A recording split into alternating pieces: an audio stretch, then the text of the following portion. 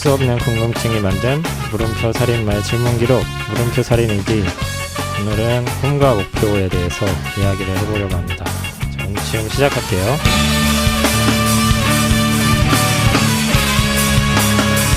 모르겠어요 여기가 어딜지 모르겠어요. 안녕하십니까.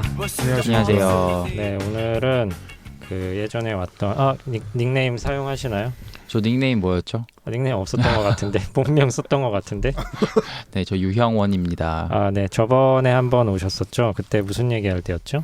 저번에 언론 이야기할 때 언론 얘기. 예. 언론 얘기할 때 한번 오셨던 형원이 형과 오늘 처음 오신 예, 저는 닉네임 쓰겠습니다. 네. 민키라고 합니다. 민키님. 예. 네,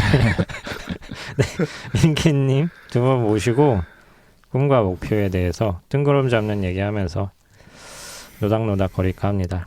제 들어가기 전에 뭐 근황 이야기 좀 하면서 좀 입을 좀 풀어볼까요? 뭐 형원이 형 먼저 한번 근황 얘기 한번 해주세요. 나는 뭐 잘 아시다시피 되게 오랫동안 백수로 살고 있어서 예. 근황이라고 뭐 덜 얘기해야 될지 모르겠지만 여전히 필라테스 강사 준비를 하고 있고 아하. 그리고 번역 일을 하나 하고 있고 이게 다인 것 같아요. 그러면서 뭐 다른 거 뭐 준비하는 건 없어요? 준비하는 건 언제나 많죠. 준비하는 거는 몇 가지만 더 얘기해 주시면. 준비하는 거. 네네. 일단 얼마 전까지만 해도 유튜브를 찍으려고 했었는데 클래식. 근데 유튜브 편집자 역할을 해주기로 한 친구랑 아이고. 파토가 났습니다. 아이고. 네, 파토가 나서 그 꿈은 일단 밀어놓고 지금은 다른 하려고 했던 일 중에 하나인 책 쓰기를 하려고 해요.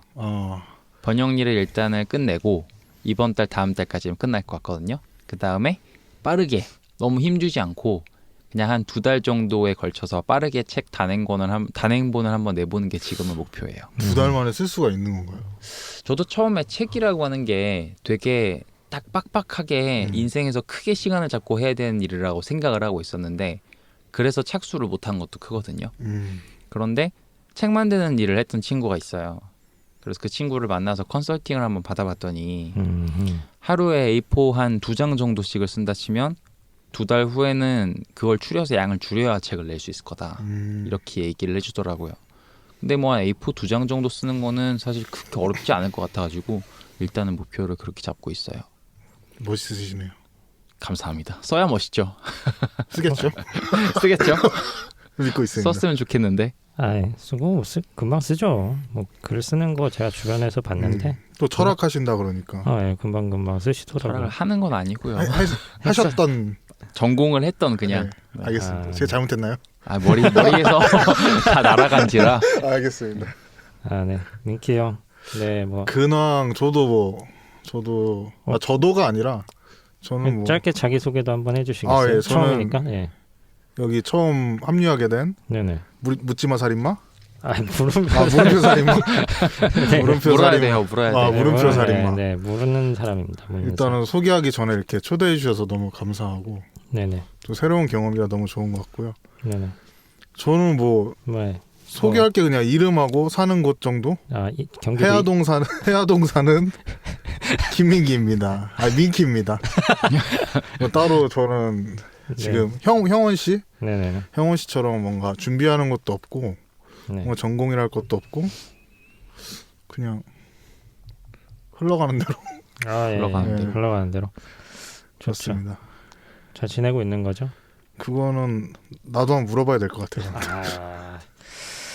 알겠습니다. 저는 최근에 여러 가지 지원 사업에 다 떨어졌고 꽤 많이 지원했던 것 같은데 다 떨어졌고요. 마지막 좀 하고 싶었던 좀 노리고 있던 지원 사업이 있는데 이걸 해야 되나 말아야 되나라는 고민과 함께 사업을 빨리 시작해야겠다라는 생각을 하면서 조바심을 내고 있습니다. 네, 좀 빨리 하고 싶네요. 벌써 4월이 다 끝나가고. 저도 빨리 했으면 좋겠다는 생각을. 네, 부동산도 좀 보러 다니고 했는데 부동산 보러 갈 때마다 자존감이 떨어지더라고요. 왜 떨어지죠? 왜 이렇게 다 비싼 거지? 아, 돈 때문에. 아, 오늘 질문이랑 좀 연계되는 얘기일 것 같은데. 너무 비싸서 좀 부동산 같은 데 가면 좀 그 사람들도 수수료 비싼 그런 거 하려고 하고 막 아파트 거래하려고 하고 그러면서 저희 같이 뭐 찌끄레기들은 저같이 찌끄레기 그런 거래는 잘 안 보려고 하더라고요. 저도 되게 비슷한 경험을 했던 게 그 월세방 구하러 다니면서 딱 들어올 때부터 월세 얘기 때부터 사람 별로 반기지 않고 자리에서 일어나지도 않더라고요. 그렇구나. 네, 그러면서 없어요 이런 사람도 있고 그 돈으로 못 구한다 그런 사람도 있고 뭐. 좀 감정이입이 조금 되네요. 뭐 그러면서 뭐 그렇게 살아왔고 뭐 최근에는 또 뭐 지하실에서 갇혀서 살면서 그러고 있습니다. 뭔 소리지? 지하실에서 청소 같은 거 하고 그러면서 노동자의 삶을 겪고 있습니다. 네. 어때 수입이 좀 괜찮나요? 뭐 그냥 뭐 먹고 사는 정도만 벌고 있습니다. 자리 나면 연락 주세요. 최소. 네, 근황 토크는 여기까지 하고 그러면 제가 오늘 또 뜬구름 특집이니까 되게 뜬구름 잡는 이야기들도 많이 갖고 왔어요. 그래서 최근에 제가 이런 거 막 가게 하려고 하고 그런 거 부동산 다니고 뭐 이러다 보니까 자존감 떨어지고 자괴감 들고 이러면서 내가 뭐 하는 사람인가, 뭐 하려는 사람인가라는 그런 질문을 또 하게 되더라고요. 얼마 전까지는 그래도 좀 뭔가 생각이 있었던 것 같은데 요즘 들어서 또 다시 생각을 하게 되더라고요. 그래서 사람들한테 좀 물어보고 싶었어요. 뭐 하고 싶은지, 꿈이 뭔지 이런 거를 한번 물어보고 싶었는데 어떻게 형원이 형 뭐 요즘에 생각하고 있는 뭐 꿈이나 목표 뭐 이런 게 있어요? 꿈이 있어요? 근데 나는 사실은 꿈이 뭐냐는 질문을 받는 것 자체가 되게 이질감 들어요. 솔직하게 말하면. 예. 그런 질문을 서로 묻나? 요즘에 사람들이? 저는 개인적으로 많이 하고 다니는 질문 중에 하나가. 그래요? 네. 저도 좀 많이 물어봐요. 저는 또 여기 일하러 처음 갔을 때 처음 들었던 질문도 그거였어요. 저 개인적으로는 많이 하는 질문이긴 합니다. 그러면 꿈이 있으신 거죠? 그런 건 아니고 아까 닉네임 쓰시나요? 네. 저 도사입니다. 도사님. 도사님 말한 것처럼 좀 내가 모르는 걸 그냥 질문해보는 그런 마음가짐으로 일단 꿈이란 단어 자체가 되게 좀 뭐라 그러지? 정의되지 않잖아요. 어떻게 보면. 그래서 좀 말도 안 되게 뜬구름 잡듯이 한번 물어보는 거죠. 좀 그 질문을 함으로써 좀 저는 그 사람과 대화를 튼다? 이런 느낌으로 많이 물어보는 것 같아요. 저는 사람들한테 뭐 하고 싶은 거, 좋아하는 거 이런 거는 많이 물어보거든요. 근데 꿈이 뭐냐는 질문이 저한테는 조금 어떻게 느껴질 때가 있냐면 그러니까 문제 삼지 않아도 될 거를 문제 삼음으로써 굉장히 삶을 힘들게 만든다거나 찾을 수 없는 뭔가를 찾으려고 하는 것처럼 느껴지는 경향이 없지 않아 있어요. 그렇게 느껴지는 게 저한테 몇 가지가 있는데 가령 행복이란 무엇인가? 나는 과연 행복한가? 이런 거 있잖아요. 제 생각에는 행복하면 그냥 그 질문을 안 하거든요. 꿈도 내가 지금 잘 살고 있으면 꿈이 뭐냐는 질문을 안 할 것 같다는 게 일단 제 생각이거든요. 굳이 제 생각대로 대답을 해보자면 우리는 되게 나무 같은 존재여서 토양이 불충분하다거나 햇빛이 불충분하다거나 물이 불충분하다거나 뭔가 어디선가 삐꾸가 나서 잘 못 살고 있으면은 그걸 고쳐야 되겠다는 생각이 들기는 하지만 잘 자라고 있는 나무한테 목표 같은 게 있을까요?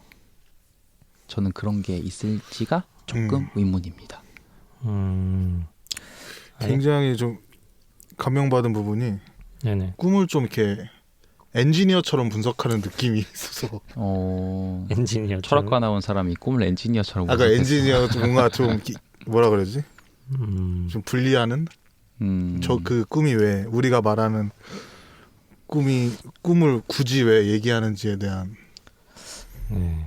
사실 좀 그런 게 뭔가 추상적인 단어잖아요. 그렇죠. 그렇긴 한데 그게 또 저의 또 특징 중에 하나잖아요.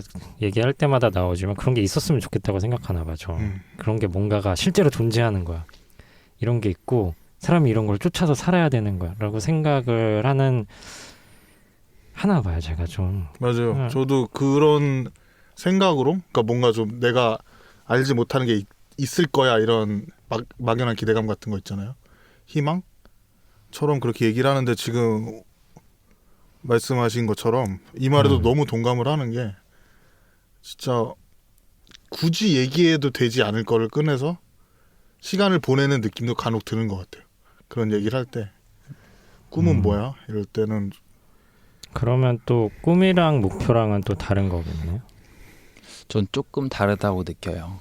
그러니까 누구나 되고 싶은 자기가 있잖아요.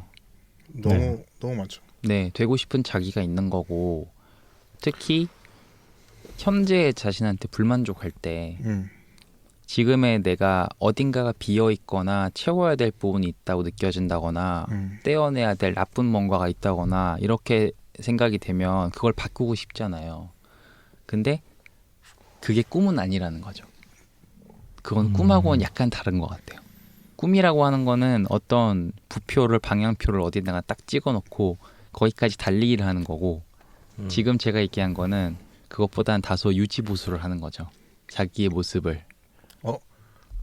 정확히 말해. 그래서 제가 엔지니어라는 단어를 썼던 것 같아요. 굉장히 그 나무의 비유를 들면서 그러니까 되게 뭔가 체계적인 걸 많이 느꼈거든요. 근데 말씀하신 것처럼 꿈도 그냥 단순하게 생각해 보면은 그러니까 되게 모르는 게 아니라 말씀하신 것처럼 그냥 우리가 되게 그 나무일 수도 있는 거고 그렇게 될 수도 있는 것 같아요. 그러니까 꿈은 좀 범위가 넓다 그래야 되나? 좀 이렇게 코에 걸면 코걸이, 귀에 걸면 귀걸이가 되는 것처럼 그런 건 아닐까라는 생각을. 네, 그렇게 질문 하나를 없애버려서 오늘의 이 자리를 없애버리는 것 같은 느낌이 좀 드는데. 아니. 지금 되게 확장되고 있는 것 같아요. 그래요? 네. 아니 뭐 재밌게 얘기하고 뭐 이런 사실은 거죠. 뭐 편하게 꿈이라고 얘기하고. 하는 게 없어야 된다고 생각을 해서 이 말을 꺼냈다기보다는 당연히 꿈이 있어야 될 것처럼 많이들 생각을 하니까 과연 그런 건가를 한번 그냥 짚어보자는 뜻에 더 가까웠어요. 사실. 그래서 행복이 아까 얘기했던 행복이라는 것도 그 동양 철학에서는 뭐 이렇게 평온한 상태 그런 거를 뭐 행복이라고 하더라고요. 아니에요? 철학과한테 그런 걸 물어보면 예. 참 대답하기 어려워. 왜죠? 왜냐하면 사람들이 동양 철학이라고 퉁치는 그 단어 하나에 사실은 너무나 많은 갈래가 있기 때문에. 뭐 그러면 그 근데 그렇게 말하는 사람들이 있죠. 동서를 막론하고 그렇죠. 평온의 상태를 행복이라고들 하죠. 네. 그러니까 뭐 이렇게 기쁘지도 뭐 이렇게 슬프지도 않고 이렇게 뭔가 평온한 상태 이런 게 진정한 행복이다라고 하는 사람이 있다. 있죠. 라는데 그 말도 맞는 것 같다라는 생각이 조금 들었거든요. 뭔가 감정의 기복을 막 이렇게 크게 느끼면 또 거기서 찾아오는 허무감이 또 있는 것 같아. 그러니까 뭔가가 너무 즐겁다가도 다음 날에 순식간에 뭔가 그 즐거움이 사라질 때 그거는 뭐였지? 하는 생각을 할 때가 있는데 뭐 슬픈 것도 그렇고 그러면 그냥 평온하고 별탈 없는 그런 무탈한 상태가 어떻게 보면 정말 아무것도 느끼지 않는 행복인가? 그러면 그건 좀 이상한가?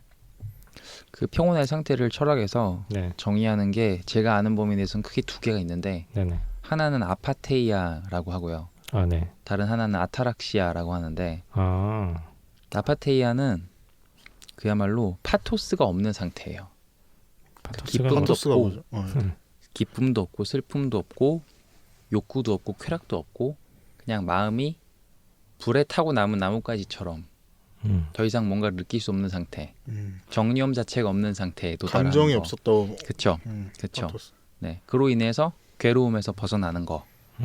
두 번째 아타락시아는 사실 이거 제가 정확하게 하는 이야기 틀릴 수도 있어요. 그러니까 제가 아는 범위 내에서만 하는 얘기인데 나를 괴롭게 하는 욕구의 부족 같은 게 채워져서 편안한 만족의 상태에 도달한 상태 같은 거예요. 나를 괴롭히는 뭔가가 없어서 그냥 잔잔한 호숫가를 보고 있으면 마음이 편안하고 즐거운 상태 있잖아요.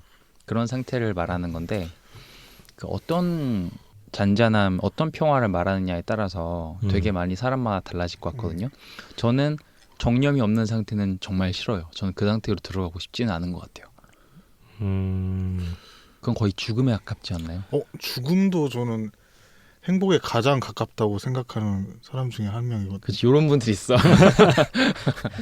근데 지금 말씀하신 거 아타락 그 두 개가 좀 느낌이 그거랑 비슷한 것 같아요. 그 질서 정연한 평화, 무질서한 평화로 좀 대조되는 느낌이 있지 않나. 하나는 진짜 뭔가를 다 태워버려서 그 예를 든 것처럼 그 무질서함에서 마지막에 오는 평화. 그 첫 번째는 두 번째는 그 얘를 이제 잔잔한 호수라고 드셨는데 되게 질서 정연함에서 오는 평화. 이런 느낌 너무 대조되는데 평화라는 거로 얘기될 수 있을 것 같은 생각이 잠깐 들었어요. 질서와 무질서. 아까 전에 죽는 것도 괜찮은 결말일 수 있겠다라고 아니 죽는 거라기보다 네. 그러니까 지금 산 상태에서 죽음을 생각할 때 좀 네. 그런 생각이 드는 거죠. 그런 상태를 상상을 하면은 이제 그것도 나쁘지 않겠다는 마음이 드신다. 네, 뭐 나쁘지 않겠. 그냥 뭐 저것도 행복일 수 있지 않나. 저것도. 그런 생각을 좀 합니다. 변도사님은 그러면은 약간 죽음에 가까운 상태를 생각하는 거예요? 잘 모르겠다라는 저는 계속 질문을 하는 잘 모르겠습니다. 죽음에 가까운 이 사람이 뭔지 역할은 질문이구나. 그러니까. 나도 할 건데. 모르겠어요. 그게 뭐가 행복한 걸까? 근데 아니 저는 그 뭔가 그 두 번째 말한 그 행복인 것 같아요. 그 아타락시아. 아타락시아. 뭔가 그게 불행이 있어야 행복이 있는 거네. 그거는 그렇지 않아요? 뭔가를 채워야 되니까. 아타락시아 이야기하는 사람이 아마 에피쿠로스일 건데 네. 우리가 그 사람을 되게 쾌락주의자로 알고 있잖아요. 근데 사실 사람들이 쾌락주의자 하면 흔히 생각하는 거는 막 광란의 섹스를 즐기는 그런 쾌락주의자를 많이 떠올리는데 제가 알기로는 에피쿠로스가 뭐라고 얘기를 했냐면 나에게 한 조각의 빵과 한 컵의 물만 주면 나는 제우스와도 행복을 겨룰 수 있다.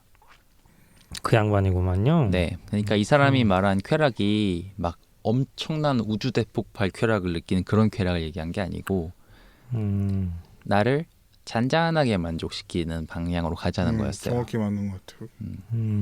그거는 처음 얘기했던 무정념하고는 다른 거죠. 무정념은 그냥 아무 감정이 없는 거예요, 내 마음에. 맞아요. 그러니까 쾌락주의가 오히려 되게 그 하다 보면은 절제에 가깝게 되는 것 같더라고요. 좀 그렇죠. 네, 그렇죠. 절제해야 쾌락이 찾아오니까. 좀 조금 부정적인 말로 하면은 소심함 이런 걸로도 표현될 수 있고.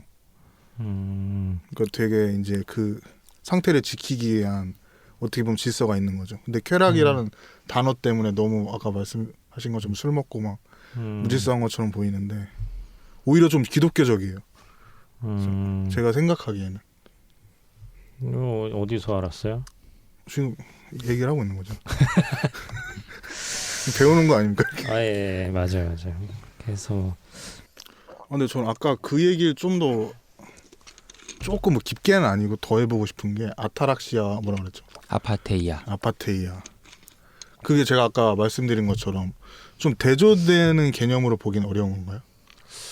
대조되는 개념인데 이게 너무나 다르기 때문에 대조되는 개념이라기보다는 그런 것들이 있잖아요. 겉에서 언뜻 보면 굉장히 유사해 보이기 그쵸, 때문에 저도 그 느낌 구분이 필요한, 오히려 더 필요한 그런 두 개라고 볼 수 있겠죠. 그 뭐라고 하지? 결과는 그 방향은 같은 곳을 가는데 이제 방법이 너무 너무 확연하게 대조되는. 네, 외향은 거의 비슷하게 생겼는데 뚜껑을 열어보면 그 안에 흐르고 있는 논리, 그렇죠. 그 안에 가치에 대한 해석 과정이 이런 좀 것들이 많이 다른 건 거죠. 좀 그 말할 때 되게 이미지가 그려지는 듯한 느낌이 들었어요. 뭔가 우리가 행복을 행복이란 진리를 정의할 수는 없지만 그래도 좀 그림으로 그릴 수 있는 느낌. 되게 흥미로운. 그리고 일단 언어가 주는 어감 자체도 뭔가 좀 그림 같은 느낌이 있는 게 집에 가서 꼭 찾아보도록. 네. 사실 저도 학부 수업 들을 때 그냥 주워 삼겼던 단어예요. 우리 모두 집에 와서 그냥 한 번 더 찾아보는 게 좋을 것 같아요. 근데 그 단어를 아는 게 너무 좋은 게 그 단어를 던졌을 때 물론 정의도 엄청 중요하지만 그 다른 사람이 느끼는 진짜 그 첫 느낌 같은 게 있잖아요. 있죠. 네. 그래서 근데 무슨 말 하려고 했지? 이거 되게 좋았다. 그러니까 네. 그런 걸 주워 들어주셔서 감사하다. 아유, 감사합니다. 네. 알겠습니다. 꿈과 행복 이런 추상적인 얘기 좀 했었는데 다시 본론으로 돌아와서 또 꿈, 뭐 목표 이런 거 얘기하다 보면 또 일이랑 또 결부될 수밖에 없잖아요. 저는 그렇게 생각하거든요. 아닌가? 그렇죠. 보통 사람들이 일을 하는 거에 대해서 꿈을 투영하고 그러잖아요. 뭔가 일을 하면서 이게 또 저는 이걸 되게 나쁘다고 생각하긴 하는데 보통의 사람은 꿈이 뭐야 하면 직업을 얘기하잖아요. 그렇죠. 그렇죠. 그럴 수 있다고 봐요.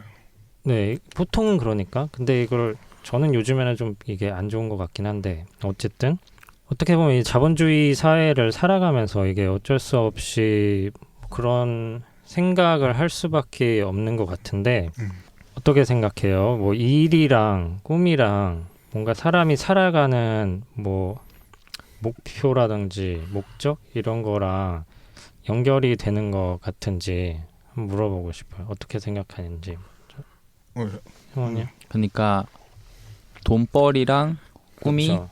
꿈이 꼭 연결이 돼야 되는 거냐인 네네. 거잖아요. 네. 아니, 당연히 이론적으로 말하면 아니겠죠. 아니다. 이론적으로 말하면이 아니겠지만 현실적으로는 밥벌이 못 하고 있는 사람은 굉장히 괴롭잖아요. 그렇죠. 저를 이렇게 뚫어져라 보시면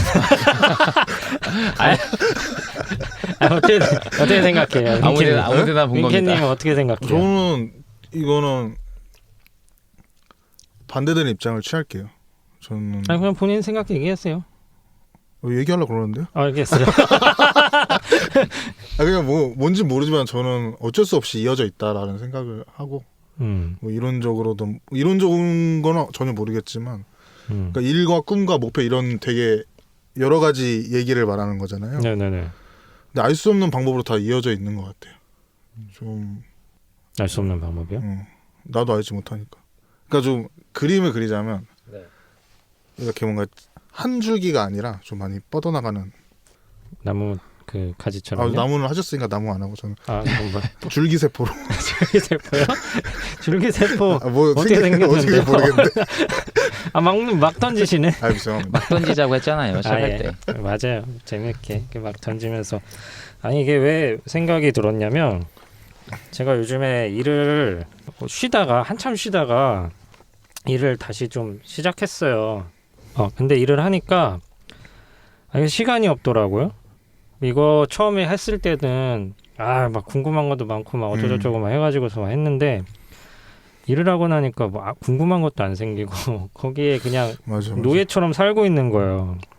근데 제가 하는 일이 그래도 시간이 좀 많이 여유 시간이 있는 일인데 일찍 끝나서 그럼에도 불구하고 이런 거를 보면은 주변에 친구들이 뭐 직장 생활을 하고 있는 친구들은 뭐 늦게 하면은 뭐 10시, 11시 뭐 이때까지 야근하는 친구도 있고 그런 친구들은 그러면은 그 일이라는 것에서 뭔가 자신의 존재를 증명하지 못한다면 그들의 삶은 의미가 없는 건가? 라는 생각이 드는 거지. 하루 종일 일하고 주말에는 잠을 자야지 겨우 그거를 할 수 있는 그런 강도 높은 일을 하고 있는데 그 일이 뭔가 자기가 너무 하기 싫은 일이야. 뭐 나의 목표랑도 뭐 그래. 그렇다면 그 삶을 어떻게 견뎌나갈 수 있을까라는 생각이 들더라고요. 뭐 의미가 없는 건 잘 모르겠고 직관적으로 그렇게 살면은 그냥 슬픈 것 같아요. 의미가. 근데 분명히 뭔가 그거를 원해가지고 들어간 친구들도 있을 거란 말이에요. 그런 의미에서 일이라는 것과 뭔가 꿈이라는 거, 행복이라는 거 어떻게 관계를 봐야 될까라고 뜬구름을 또 찾고 있습니다. 정리 좀 해주세요, 선생님. 제가 정리를 할 입장은 아니지만 네네. 저는 지금 변도사가 이야기한 네네. 그런 삶으로 들어가고 싶지 않아서 네네. 백수의 삶을 살고 있어요. 지금 어떻게든 그거 말고 다른 길을 찾아보려고 하다 보니까 지금 다른 삶을 살게 됐어요. 어쩌다 보니까. 예전에 제가 되게 좋아하던 LP바가 하나 있었거든요.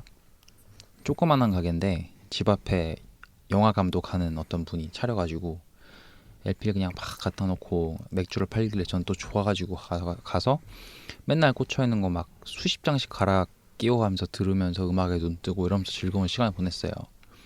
그러다가 군대 전역하기 한 2달쯤 전에 이 시간을 그래도 뭔가 의미 있게 써보고 싶다는 생각이 들어가지고 좋아, 내가 저 가게에서 한번 알바를 하면서 내가 쓸 수 있는 시간을 최대한 적어서 한번 써보자 라고 생각을 했거든요.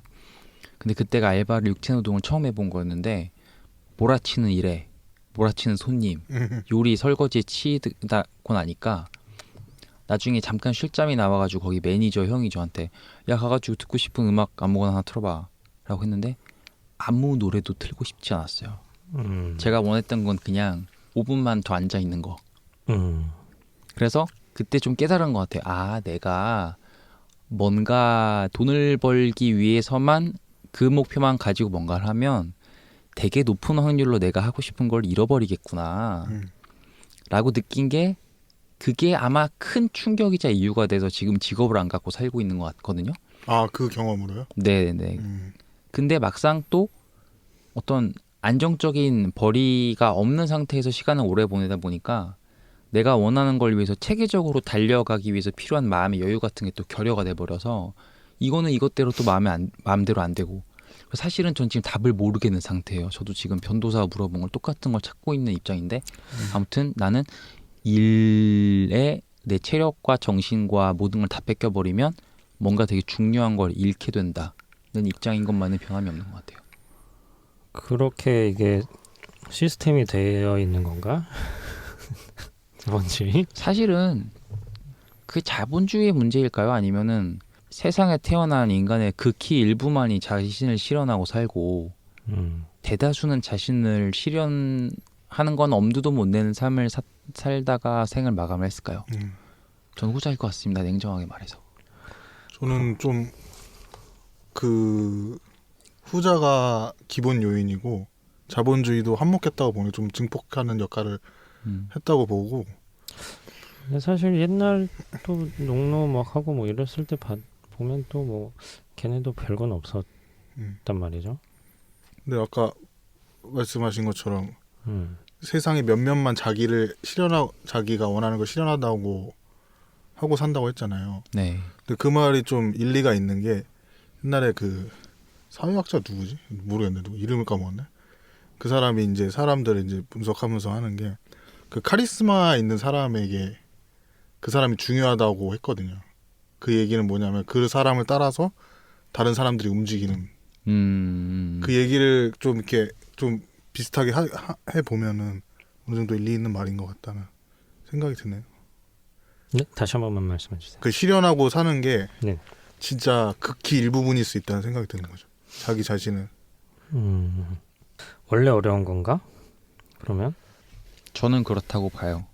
그래요?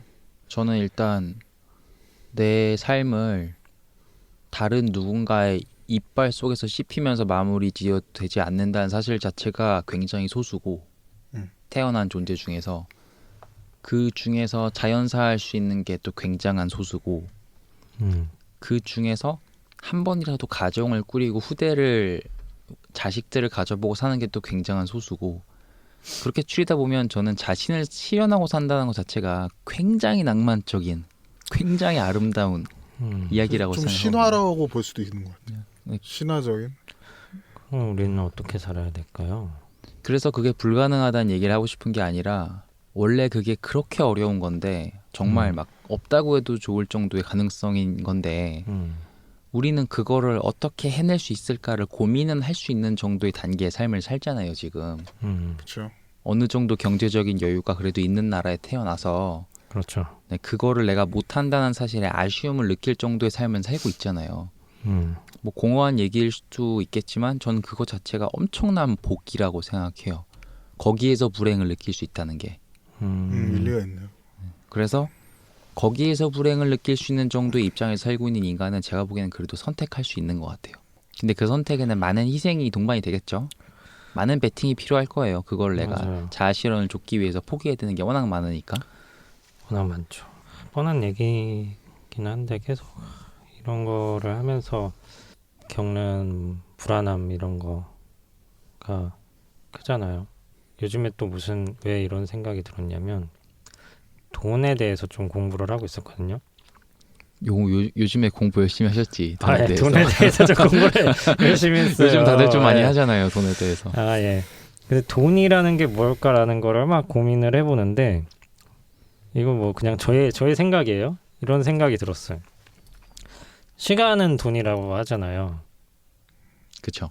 그렇죠. 너무나 다들 알고 있는 말이고 그렇다면은 내가 뭔가 노동을 해가지고서 벌어들일 수 있는 돈이 이렇게 일생에 있어 정해져 있다고 하면은 부를 이루고 뭔가 지금까지 인류가 이렇게 큰 부를 이렇게 누리고 살고 있잖아요. 뭐 다는 아니지만 그랬다는 거는 그 인류가 생겨났을 때부터 모아온 그 시간의 에너지의 양이 아닐까라는 생각을 했어요. 그 부라는 게. 근데 그거를 가질 수 있는 거는 정말 소수이고 그게 전해져 내려오는 게 부의 세습이지 않을까? 라고 생각을 해봤어요. 되게 참신하면서 멋진 말인 것 같은데요. 그럼 결국은 돈을 많이 가지고 있는 사람들은 네. 지금까지 축적되어 온 땀의 피와 땀의 양 중에 상당 부분을 자기 마음대로 쓸 수 있는 사람이라는 그렇죠. 거잖아요. 그 에너지를 마음대로 사용할 수 있는 거죠. 말하자면은 우리는 지금 노예제를 폐지했지만 네. 일종의 노예를 쓸 수 있는 것 같은 입장에 있게 된다는 얘기네요. 그런지 않을까라는 생각을 했어요. 근데 우리가 지금 얘기하면서 그래서 뭔가 소수의 그룹을 정해놓고 얘기를 하잖아요. 네. 그럼 우리는 그 소수가 되고 싶어 하는 건가요, 지금? 그 돈적으로나 아니면 아까 네. 말한 대로 자아 실현적으로나 네. 그런 그런 그룹이라고 네. 해도 칭해도 될까요? 그러니까 돈을 벌고 싶고 뭔가 자기가 하고 싶은 거를 할 수 있다는 그것이 돈에서 나온다는 게 그 지금까지 축적되어 온 에너지를 이렇게 팡 쓸 수 있는 뭔가 능력을 가질 수 있는 게 아닌가라는 그런 느낌이었어요. 근데 그 에너지를 부자들은 이렇게 모아놓는 거죠. 모아서 계속 세습을 해주고 그 에너지를 더 잘 모을 수 있게 되는 거죠. 기술적으로 뭔가 알고 있는 사람들. 뭐 기술적으로 알고 있는 사람들이고 뭐 그걸 어떻게 뭐 세습을 했던 사람들이고 그런데 그런 에너지를 사람들은 나눠주고 싶지 않을 거야. 그 갖고 있는 사람들은. 그래서 뭔가 자본주의라든지 뭔가 여러 가지 시스템을 만들어서 사람들을 너도 될 수 있어라는 뭐 그런 환상도 좀 심어주고 하지만 우리의 에너지를 계속 뺏앗고 우리 있는 게 지금 아닌가. 노예제가 맞는 거네요. 지금 얘기 듣다 보니까. 굉장한 음모론. 그래서 나는 계속 이렇게 청소를 하면서 이렇게 나의 시간 에너지를 돈으로 바꾸고 있는데 그 바꾼 돈 에너지가 어딘가로 계속 흘러가고 있는 거를 보면서 내 생명이 끊어질 때까지 생기는 그 에너지를 어떻게 하면 2배, 3배를 늘려서 내가 이걸 뺏어와야 되는 게 아닌가? 라는 또 이상한 생각을 또 했었죠. 근데 그런 고민을 했잖아요. 네네. 그래도 거기에 대한 뭐 답을 조금이라도 찾은 게 있나요? 그러니까 만약 그들처럼 좀 축적할 수 있는 방법이라든가. 뭐 그런 거는 뭐 모르고 그거 알면은 이미 뭐 부자겠죠. 그런 거를 떠나서 그냥 돈이라는 것에 대해서 그냥 좀 생각을 해봤던 것 같아요. 이게 그냥 돈이라는 게 그냥 숫자로 찍혀 있는 뭔가가잖아요. 띵띵띵띵띵. 그래서 사람끼리 정해준 이거를 한 장 주면 뭐 햄버거를 1개 줘. 뭐 이런 식으로 그걸 정했다는 것이 그건 사실 종이 조각일 뿐 아무 가치가 없는데 그 가치는 어디에서 오나 라는 그런 생각에서 에너지라는 생각을 했었던 것 같다라고 하는 뭔 헛소리라고 하는지 모르겠는데 그런 의미에서 이걸 어떻게 뭐 많이 버냐 뭐 이거 그런 생각보다는 좀 다른 눈으로 봐야 되지 않나라는 생각을 했어요. 이거를 막 100만 원을 벌어야 돼, 200만 원을 벌어야 돼 막 하고서 뭐 그런 돈이라는 걸 벌어야 되는 게 아니라 뭔가의 가치를 찾아야 된다라는 생각이 그랬었던 것 같아요. 지금 변도사가 네, 그 하고 싶은 이야기 혹은 한 이야기가 네. 말하자면은 그 화폐 가치설 쪽에 뭐 논의랑 굉장히 비슷한 얘기를 하는 그렇죠. 건데 뭐 그런- 노동 가치설이라던가 네, 뭐 이런 이야기를 하는 건데 그 화폐의 궁극적인 가치 원천이 뭐냐에 대해서 어떤 정해진 답이 있었으면 이제 뭐 많은 문제가 해결됐겠죠. 우리는 안타깝게도 거기에 대한 답은 좀 안 가지고 있는 상태인 것 같고 네. 그래서 변도사가 이렇게 고민을 많이 하고 힘들어하고 있는 것 같은데 그건 이제 좋은 답을 찾으시면 네. 그 불세출의 박사 논문 같은 걸 쓰셔가지고 세상을 변혁시킬 수 있을 것 같으니까 아, 네네. 네, 그 문제는 또 생각을 해주시고 정중하게 그만하라는 얘기. 아 그래서 그냥 뭐 에너지 같다는 생각을 했었죠. 아 근데 뭔가 그 저는 재밌- 훌륭한 생각이라고 생각해요.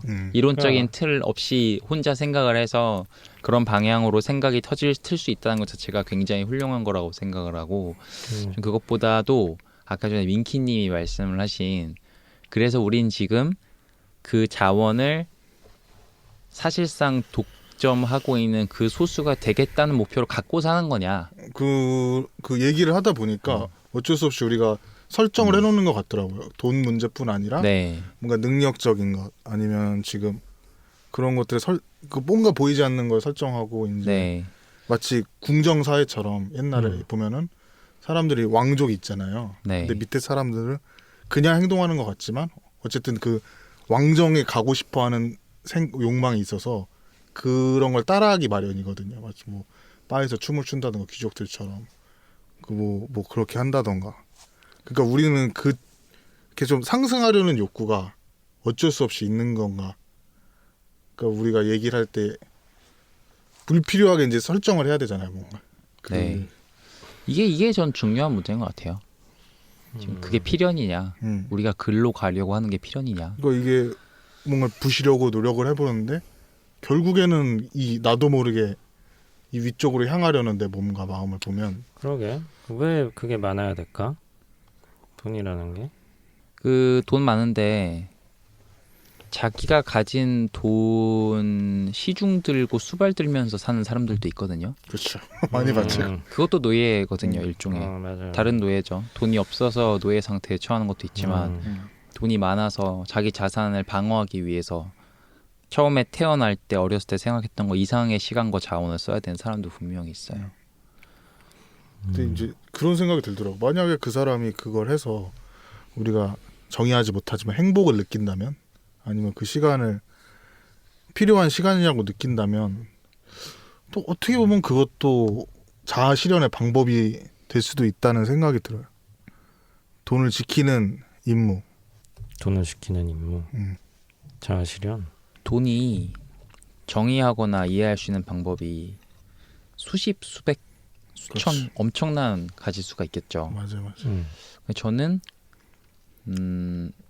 어떻게 생각을 지금 일단은 하고 있냐면 내가 하는 행위나 내가 만들어낸 무언가가 효용이 있느냐 없느냐. 근데 그게 저도 같은 생각인 게 가장 가장 우리가 누구나 이해할 수 있는 네. 돈을 이해할 수 있는 방법 중에 하나인 것 같아요. 그 네. 노동 플러스 상품의 가치. 내가 쓸모 있는 뭔가를 해야 사람들이 거기에 돈을 지불할 거잖아요. 그렇죠. 근데 문제는 뭐냐면 이 방식으로 정의를 하게 되면 우리는 내가 하고 있는 일의 쓸모를 지금 나의 잠재적인 교환 상대방들의 세계 속에서밖에 이해를 못해요. 한정적이죠, 되게. 예를 들어서 내가 어떤 시를 썼는데 그 시가 200년 후에 인간한테만 도움을 줄 수 있는 시라면 그 시로는 돈을 절대 못 벌어요. 시대를 앞서 나가는 사람들은 돈을 못 벌거든요. 그러니까 돈을 못 벌어 우리가. 아 죄송합니다. 네. 우리가 너무 훌륭해서 돈을 못 버는 걸로 그러네. 눈물이 200년의 인류는 우리의 가치를 이해해 주는 걸로. 잘 살아라. 그러니까 우리가 가지고 있는 행위나 업적들의 가치를 굉장히 내가 1차적으로 속해 있는 어떤 집단 내부에서의 효용으로 이해하기 한정 지어버리는 게 또 돈이기도 한 것 같아요. 그걸 받아들일 거냐 안 받아들일 거냐에서 아까 문제에 대한 입장차가 나오겠죠. 내가 만약에 어떻게든 돈을 많이 벌고 사회적으로 성공하는 방식으로 성공해서 거기서 자아를 실현하겠다고 생각하는 사람들은 내가 살고 있는 현세의 효용을 줘서 이걸 하겠다는 사람들인 거고, 그렇죠.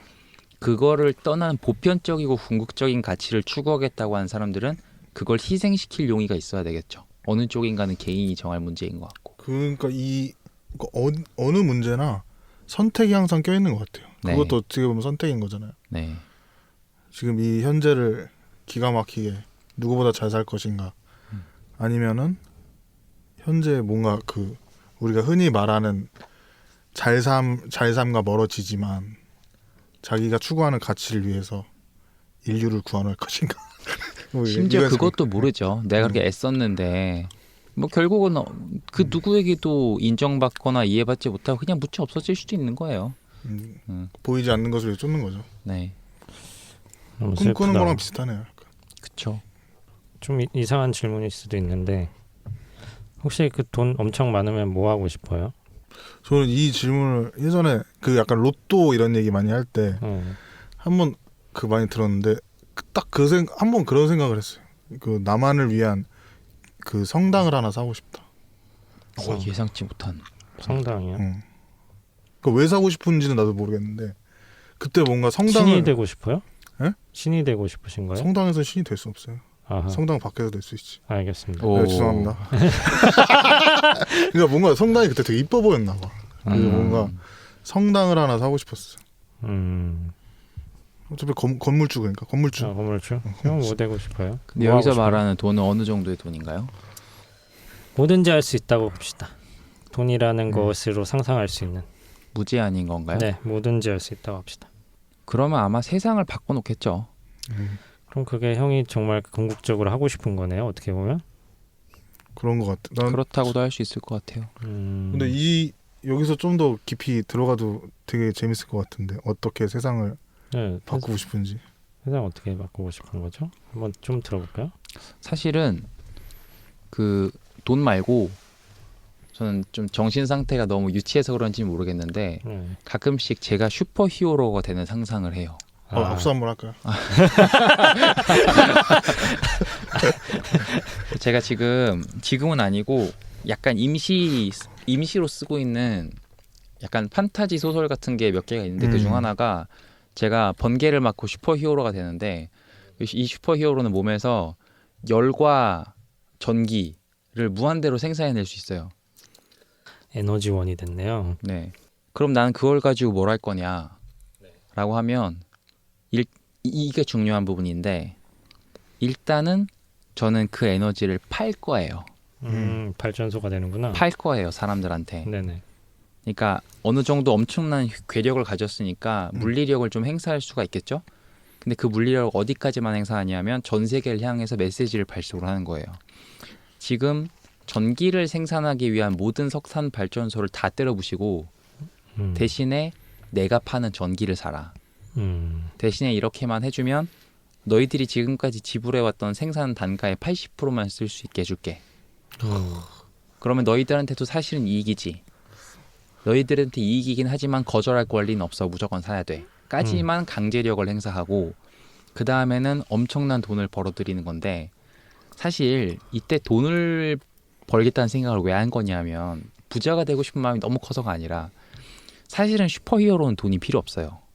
그렇죠. 뭐 그게 왜 필요해요? 사실 내가 세계관 최강자면 돈 따위는 필요하지 않아요. 맞아요. 근데 내가 가지고 있는 힘을 돈으로 하겠다는 거는 어떤 의사의 표현이냐면 내가 모든 사람 위에 신처럼 군림할 수 있는 힘을 가지긴 했어도 그 힘을 실제로 행사하는 대신에 시민적인 교환 체계 속으로 내가 들어가겠다는 시스템 안으로 가겠다. 네, 그 의사의 표명인 거예요. 말하자면. 그러니까 이게 도덕적으로 나는 너희를 강제할 수 있지만 네. 그 힘을 사용하지 않겠다. 그런 거네요. 네, 이 게임의 룰 안에서 허락된 방식으로만 내가 내 힘을 사용하되 다만 그 룰이 나한테 아주 우호적인 룰이 되도록 되는 상황에서만 사용 싶다. 욕구인 거죠. 말하자면은. 이거 약간 삐딱선인데 그 소설에서 이제 어쨌든 소설은 위기가 있어야 되니까 네. 그렇다면 그 주인공은 네. 주인공의 위기도 있나요? 그런 이제 되게 힘을 안 쓰기로 했지만 아. 갑자기 어느 날 맞아. 뭐 클레멘타인을 너무 사랑하는 여자를 만나서 그 아니면 사람의 뭐 죽음을 보고 막 이 운석이 세상은 날아오고. 미쳤어 이러면서 약간 이런 그 주인공의 위기는 폭력의 사용에 의지하고 싶은 자기 자신의 욕망이에요. 아 그럼 그 위기가 계속 발현되겠네요. 그렇죠. 왜냐하면은 처음에 이 주인공은 인류 공영에 필요한 환경 문제 같은 것에 대해서만 힘을 쓰겠다는 생각을 해요. 예를 들어서 혹시 그 해수 담수화 플랜트 아시나요? 너무 네. 어려운 말이라 잘 모르겠네. 바닷물을 민물로 네, 바꾸는 장치가 있는데 이것만 무한대로 설치를 하면 전 세계 모든 물 부족 문제를 해결을 할 수가 있어요. 그렇죠. 이거를 전 세계에 설치를 다 해서 사막을 전부 숲으로 못 바꾸는 유일한 이유는 해수를 담수화시키는 데는 엄청난 양의 전기가 들어가요. 그래서 이스라엘에는 있지만 다른 가난한 건조한 국가에는 없거든요. 제가 만약에 전기를 무한대로 생산해낼 수 있는 어떤 존재면 그 문제가 해결이 되는 거예요.